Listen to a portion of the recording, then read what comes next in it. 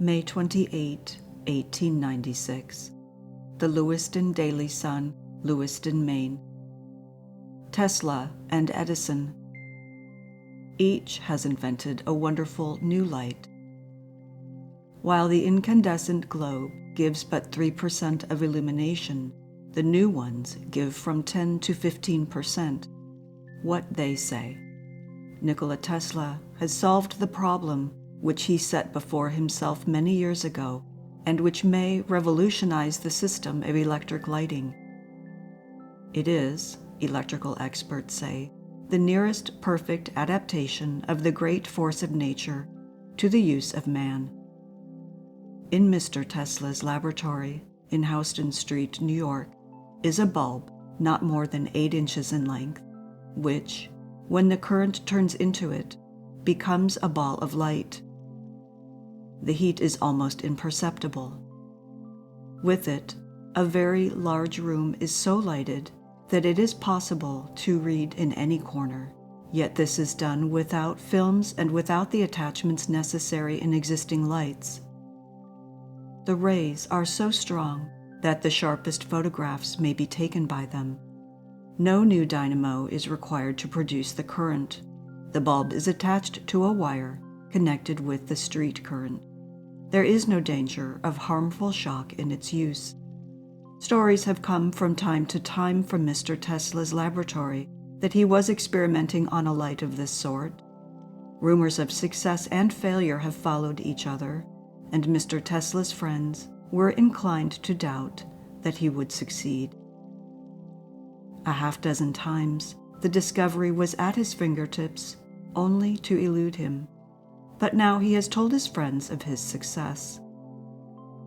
Mr. Tesla has been working for many years on his theory of the necessity and the practicability of the conservation of electrical energy. The present incandescent light gives only 3% of illuminating power. The other 97% is wasted light, so that the waste will be reduced to only 60% or 87% less than at present. The principle of light is vibration. The illumination is secured by means of what Mr. Tesla terms a vibrator within a bulb, which holds the vibrating needle within a vacuum.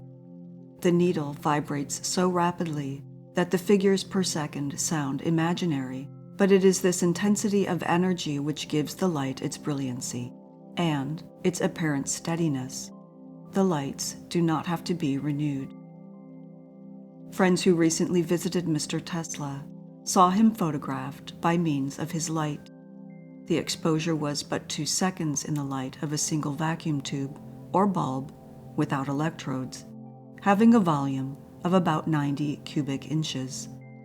The light given was approximately 250 candle power.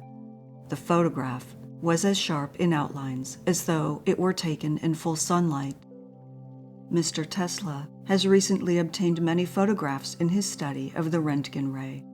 He has photographed the heart of one of his assistants so accurately as to note its expansions and its contractions, and he has also been able to locate defects in the lungs of several persons, the presence of tubercles being very evident. The announcement of Mr. Tesla's discoveries created a genuine sensation at the electrical show and was the topic of conversation among the experts in the application of power. The light was commented upon also at the meeting of the American Institute of Electrical Engineers, which was held in the exhibition building. In a few days, the experts attending the New York Electrical Show will be given a view of a new vacuum tube light, the invention of Thomas A. Edison. Adjoining the black X-ray booth is a smaller room for the use of the men who operate the apparatus producing the X-ray. Arrangements have been made to drape this room in white. In this room will be given the first view to the persons outside of his laboratory of Mr. Edison's new light. The inventor has as yet made no announcement of his new light to the public, although, a couple of months ago, he stated that he had made a discovery in vacuum tube lighting in a paper written for an electrical journal.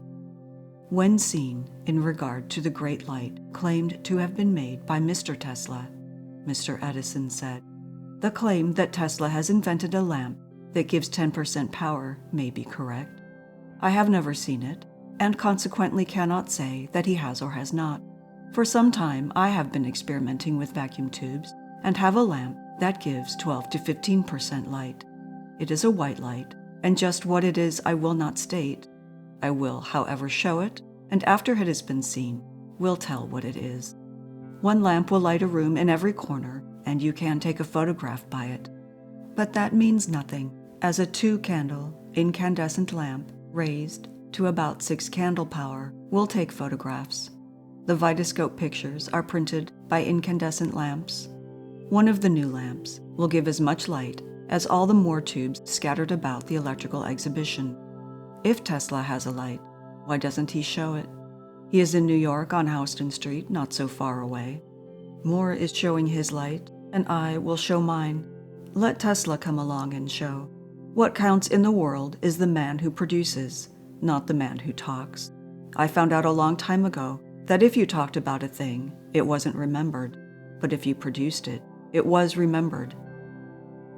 Is the new light one that can be put on the market at a reasonable figure? Mr. Edison was asked. Yes, he replied. I think it is at that point right now. I believe it can be manufactured cheaply and quickly. 3 are being made, and I will show them, not to the public, but to the people interested in electric lighting. The booth will be draped in white, and you can take all the photographs you want. The only thing I care to say about the lamp at present is that it gives a brilliant white light that is 12 to 15% light. New York Journal.